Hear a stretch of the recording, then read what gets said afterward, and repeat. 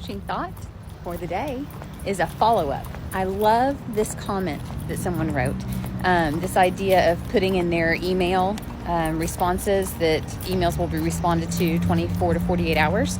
I think that's fantastic because it's tapping into this idea of giving yourself some personal time.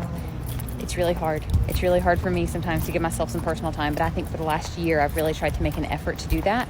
And not that I don't work outside of school hours, because I absolutely do. Like, I'm leaving an hour and a half after school is out right now. But I am working hard just for myself to not spend all of my outside time on work things.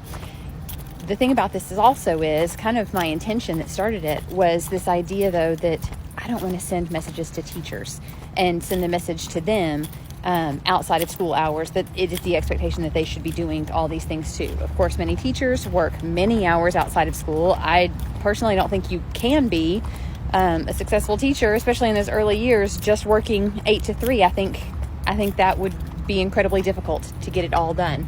But the idea is that teachers need that time too, and especially post-COVID, there's a lot of feeling worn out with the job of teaching. So I think it's very important for us to not respond to emails or not send new emails outside of school hours if at all possible.